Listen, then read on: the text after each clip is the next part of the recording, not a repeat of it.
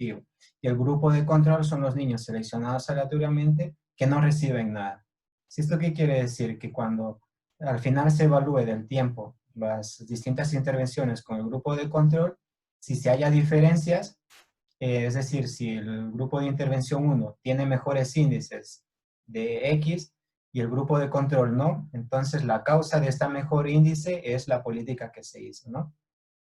Si se ven que no hay diferencias entre el grupo de control y el grupo de intervención, quiere decir que la medida no es efectiva, ¿no? Porque es como no haberles dado nada. Aleatoria para crear esos grupos es una característica fundamental del ensayo controlado aleatorio, sin la cual no sería un ensayo controlado aleatorio. En un ensayo controlado aleatorio simple se compara un único grupo de intervención con un grupo control. Los resultados de la evaluación se determinan comparando la evolución del grupo de intervención respecto al grupo control. Donde pone impacto es la diferencia. Es decir, el grupo de control, la línea roja, y el grupo de intervención sería la línea verde, creo que es. Entonces, la diferencia entre los dos es el impacto que tiene esta política. En este caso, lo que hay que hacer estadísticamente es si esta diferencia es significativa o no. Si esto en econometría siempre lo tengan en cuenta para cualquier análisis. Cuando digan si algo es significativo o no, es verdaderamente si hay diferencias o no. No podemos decir que es mayor o menor, pero si desde el punto de vista de estadística o de la econometría no lo es, ¿no? Existen ensayos controlados aleatorios más complejos, que pueden tener más de un grupo de intervención. En el ejemplo de Pakistán, existían 3 grupos de intervención, cada uno de los cuales recibió un tratamiento diferente. El primer grupo de intervención recibió asesoramiento sobre nutrición, alimentación perceptiva y suplementos nutricionales para niños de entre 6 y 24 meses. El segundo grupo de intervención recibió asesoramiento sobre estimulación y cuidado para el desarrollo, incluidas prácticas asistidas que consistían en visitas a domicilio y reuniones en grupo una vez al mes. El tercer grupo de intervención recibió una combinación de intervenciones de desarrollo del niño en la primera infancia y mejora de la nutrición. Se realizó una comparación entre todos los grupos, incluido el grupo control. Aquí serían las 3 tipos de medidas. La primera, familias, asesoramiento nutricional y les dieron vitaminas. El segundo tipo de familia solo recibió información o capacitaciones sobre el desarrollo temprano. Y el grupo combinado recibió las 2 tipos de políticas. Es decir, es un grupo que se benefició de 2 políticas, mientras el resto de una. Y el grupo de control no recibió nada. Control, que no recibió ninguna intervención nueva. Este diseño, en el que un tercer grupo de intervención recibe ambos tipos de intervenciones, mientras que los otros 2 solo reciben una, se conoce como diseño factorial. La creación de este tercer grupo nos permite analizar el efecto individual de todas las intervenciones, así como su interacción con las demás. Un diseño factorial puede tener varios grupos y variables, y no se limita exclusivamente a la combinación mostrada en nuestro ejemplo. En este ensayo controlado aleatorio, el muestreo de los niños se realizó de forma individual, pero a veces se muestrean los participantes aleatoriamente como grupos, por ejemplo, por escuela o pueblo. Este ensayo es conocido como ensayo controlado aleatorio por conglomerados. Volvamos a nuestro ejemplo de Pakistán. El desarrollo de los niños se controló con varias medidas en distintos momentos, hasta que los niños cumplieron 24 meses. Este estudio constató que, a los 12 meses de edad, los 3 grupos de intervención habían mejorado las habilidades cognitivas, lingüísticas, motoras y socioemocionales en comparación con el grupo control. Y ese siguió siendo el caso a los 24 meses. Hay 2 cuestiones importantes. Vemos que los grupos que han sido intervenidos tienen mejores rendimientos cognitivos, etcétera, motoriales, que el grupo que no recibió nada. Y lo importante de las políticas es siempre que estas intervenciones perduren en el tiempo, porque si son temporales, no tienen ningún sentido, ¿no? Es lo que les mencionaba también con el crecimiento económico. Si hay gasto público y luego y hay crecimiento económico y luego que no hay gasto público, no hay crecimiento, ¿no? Lo mismo con la pobreza. Si reduce la pobreza cuando hay ayudas y luego cuando se quitan aumenta, es porque seguimos teniendo pobres, ¿no? Lo importante es siempre la temporalidad, que permanezca, es decir, que la medida sea efectiva. Si no, la política no tiene ningún sentido. A partir de los resultados de este ensayo controlado aleatorio, se pueden adoptar nuevas medidas para mejorar los resultados de desarrollo de otros niños en circunstancias similares. Los ensayos controlados aleatorios no son siempre el mejor método de evaluación. Hay momentos en los que resultan más apropiados y otros en los que no son tan eficaces, o quizá no son posibles. Para que un ensayo controlado aleatorio sea eficaz, el tamaño de la muestra debe ser lo suficientemente amplio para poder estudiarlo. Una muestra reducida aumenta el riesgo de sacar conclusiones equivocadas. Los ensayos controlados aleatorios son aplicables cuando los efectos previstos del programa o la política se pueden acordar y medir fácilmente, como la reducción del retraso en el crecimiento o la mejora del desarrollo del lenguaje. Sin embargo, no resultan apropiados cuando los efectos previstos son variados, emergentes y difíciles de medir, tales como la dificultad de medir todos los tipos de violencia ejercida sobre los niños en un país, o los resultados diversos de un programa de animación sociocultural en el que cada persona participa en una actividad diferente no comparable. Un ensayo controlado aleatorio debe planificarse minuciosamente antes del inicio de la intervención. Los ensayos controlados aleatorios no pueden llevarse a cabo de forma retrospectiva. Se debe recolectar la información desde el inicio del programa o la política y hasta que se observen los impactos. Normalmente, los ensayos controlados aleatorios no resultan convenientes cuando se necesitan respuestas rápidas. Otra situación en la que no resultan convenientes los ensayos controlados aleatorios es cuando el número de unidades de análisis es demasiado bajo. Por ejemplo, el desarrollo de la capacidad de una única organización o campañas de promoción en las políticas nacionales. El reducido número de unidades no permitirá la distribución aleatoria ni la realización de pruebas de la diferencia estadística. Deberán considerarse otros métodos de evaluación.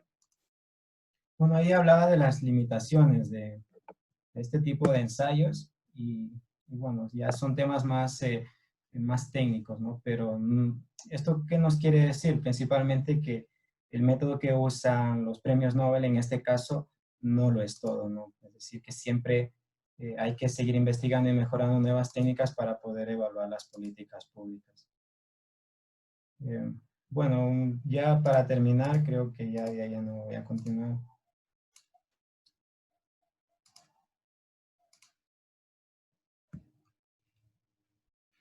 Por ejemplo, aquí un ejemplo, perdón, que me redunde, un ejemplo de cómo a veces lo evidente no siempre es tan evidente, ¿no? Y que es importante estudiar qué tipo de política es la mejor, ¿no?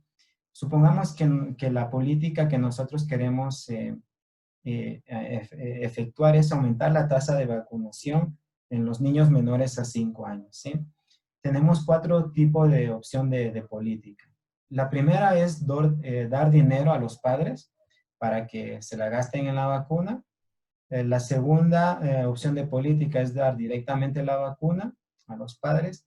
Y la tercera opción de la vacuna es dar la vacuna, pero luego, ¿qué pasa? ¿No? Es decir, ¿qué se deriva de dar la vacuna? En vez de mandarlo a estudiar, o mando al niño a trabajar.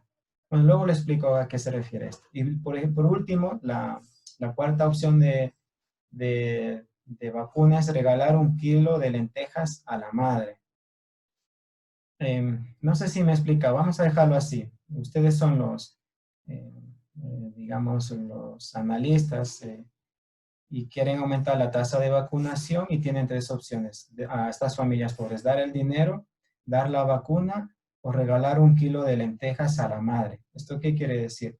Que le dan comida a cambio de que la madre lo vacune al niño, es decir, le dan una ayuda para que ella pueda realizar otra. ¿Qué política ustedes elegirían en este caso? No sé si me escuchan. ¿Están ahí? Sí, Eco, sí, sí se lo escucha. Y entonces, ¿qué opción elegiría si usted quiere aumentar la tasa de vacunación? ¿Dar dinero, dar la vacuna o regalar 1 kilo de lentejas a la madre?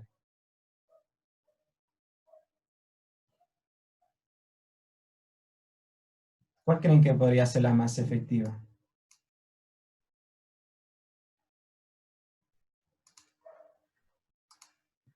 ¿Alguien quiere opinar? Bueno, creo yo que dar 1 kilo de lentejas, porque si le damos dinero lo puede ocupar para otras cosas. Ujú, Y si le regalamos el kilo de lentejas, lo ocupa para algo beneficioso, que es alimentarse. ujú. ¿Ya? ¿Alguien más?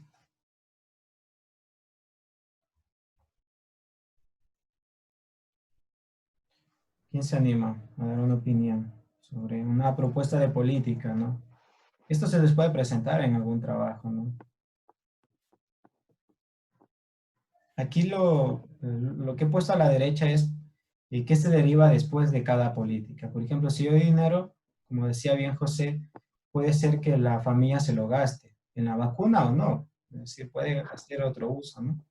Si doy la Yo vacuna, creo que se podría garantizar la vacuna, pero no entregársela a la vacuna en sí, sino que, que se le, o sea, que ya sea aplicada directamente la vacuna ujú, y que haya un control de, de que se da así la situación.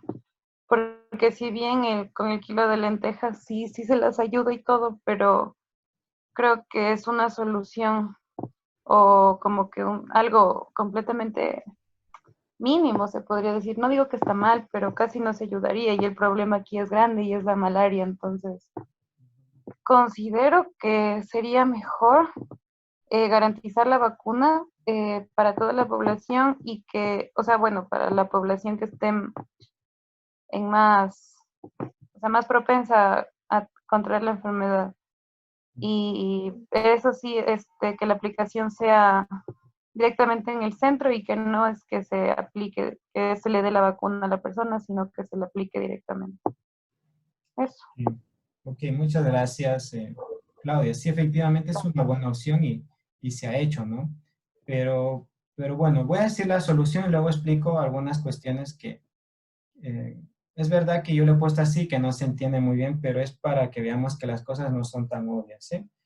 La cuestión de dar el dinero efectivamente no es la mejor opción y cuando se da, por ejemplo, transferencias de dinero, muchos de los casos se ha visto que no se usa el dinero en lo que es, ¿no? Porque los individuos tienen preferencias, ¿no? Y decir, por ejemplo, si hay dinero, lo puedo usar en consumir bienes, pasar de bienes inferiores a bienes normales. Es decir, si yo solo como huevos, voy a comprar carne o pescado, ¿no?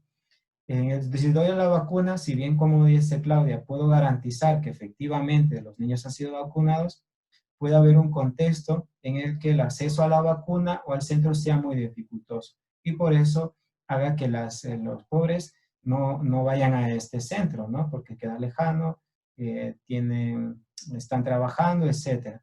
Y si no queda lejos o queda accesible, la cuestión de dar la vacuna es que crea, por ejemplo, otros costos de eficiencia, es decir, crear todo este aparato administrativo desde la ONG hasta que llega al niño, ¿no?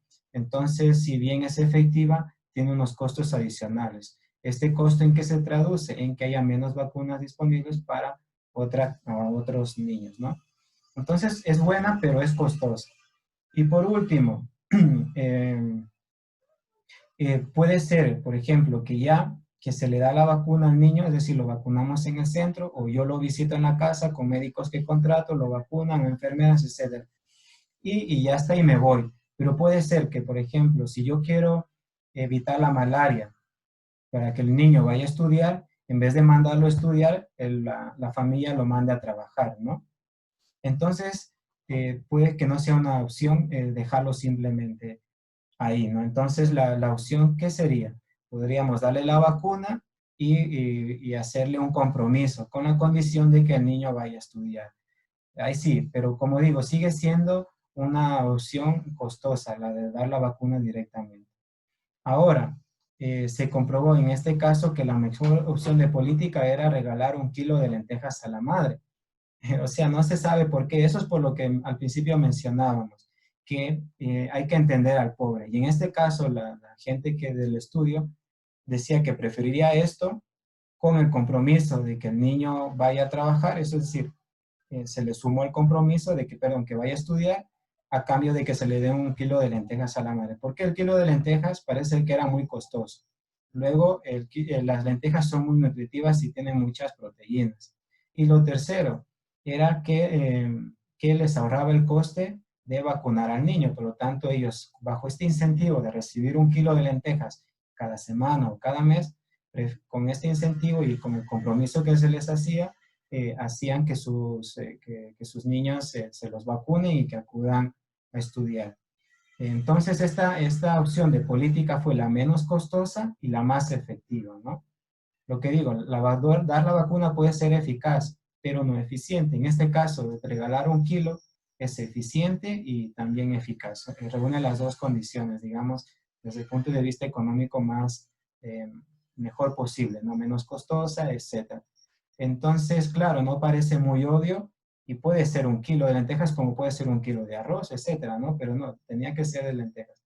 Entonces, lo que regresaba al principio, las cuestiones de política pueden parecer muy obvias o no, ¿sí? Entonces, en otro ejemplo, que también hicieron los estudios, en este caso Kremer, era aumentar la tasa de escolaridad. ¿Y qué había que hacer? Poner más colegios, regalar más libros o contratar más uniformes. Estas medidas se han hecho aquí en Ecuador, dar uniformes, regalar libros, y construir más colegios, incluso los desayunos.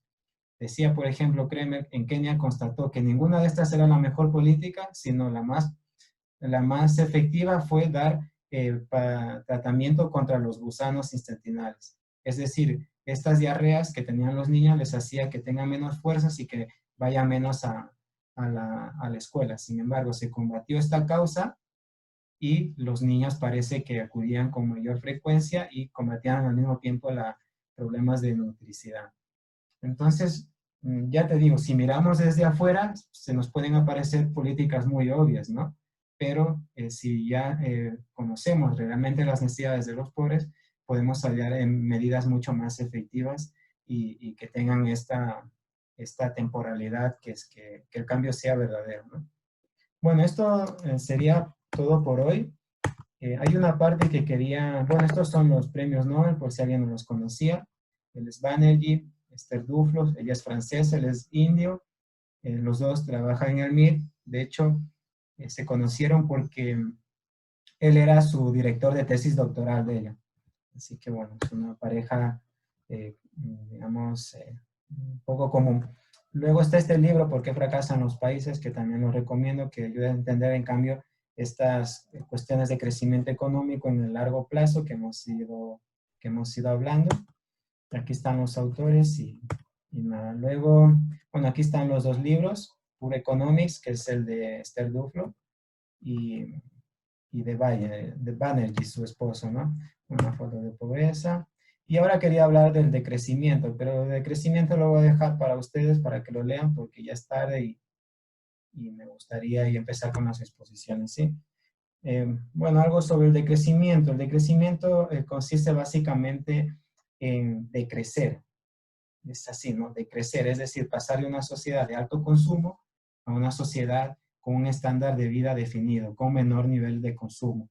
Esto, es decir, una sociedad que va a un ritmo de crecimiento muy alto, frenar este crecimiento y empezar a desmaterializar la economía. Es decir, en vez de proveer más bienes de consumo, más cuestiones materiales, a proveer servicios y y más bien fijar un estándar de vida, de forma que esto permita a las a las futuras generaciones también tener el derecho a por lo menos vivir al mismo nivel de vida que nosotros vivimos actual. ¿Cuál es la crítica del decrecimiento? Es que si crecemos al mismo ritmo actual, es decir, de forma infinita, nuestro planeta, que es finito, va a sufrir grandes daños, ¿no? Y lo estamos viendo en el cambio climático, en los daños ecológicos, y luego se habla de un punto de no retorno, es decir, si no detenemos el crecimiento económico y reducimos las emisiones de gases de efecto invernadero o protegemos la biodiversidad, en nuestro planeta colapsará, lo que nos llevará a un desastre ecológico, ambiental y del ser humano, ¿no? Entonces hay varias cuestiones que todavía el decrecimiento aún no responde, pero que, que se encuentran en debate, ¿no? El decrecimiento surge en el 2006 a partir de ciertos escritos, digamos, teóricos, y desde entonces ha ido emergiendo ya una literatura que ya intenta modelizar, es decir, crear una teoría y modelos matemáticos, también se ha visto beneficiada, ¿no?, de la economía ecológica, también de los movimientos medioambientalistas y también de la economía circular y de la economía sustentable, etcétera, ¿no? Entonces, el principal, digamos, reto del decrecimiento es que la sociedad acepte vivir a un estándar de vida casi igual para todos, ¿no? Y claro, esto trae muchas cuestiones normativas, cambios institucionales, cambios radicales en la sociedad de consumo y un consenso a nivel global. Por lo tanto, digamos, el propósito del decrecimiento es muy amplio, pero todavía hay muchas cuestiones que están muy lejos de ser alcanzables, pero que se pueden ir tomando medidas. Una de las medidas que decía para decrecer menos, muy concreta, es reducir el número de horas trabajadas. En vez de pasar a trabajar 40 horas, a pasar a trabajar 30. Con esto se frenaría mucho la actividad económica, entre otras cuestiones. Bueno, les invito a leer y, bueno, conocer un poco lo que es el decrecimiento.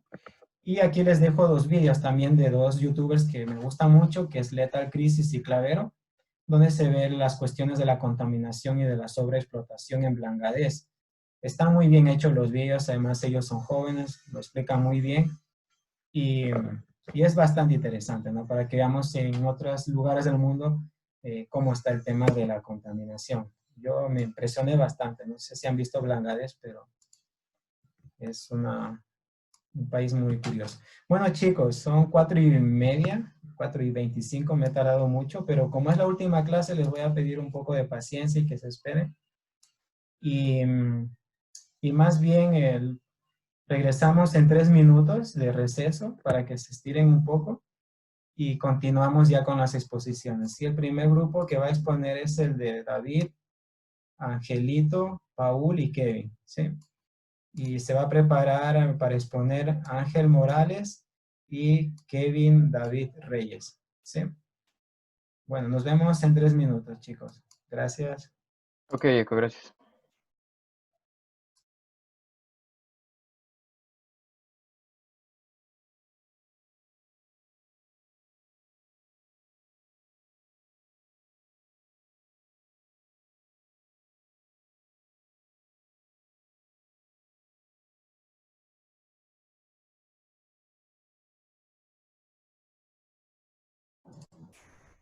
Paul.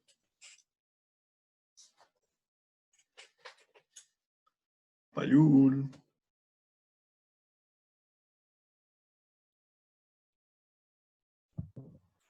Dime. ¿Puedes poner las diapositivas? Por favor.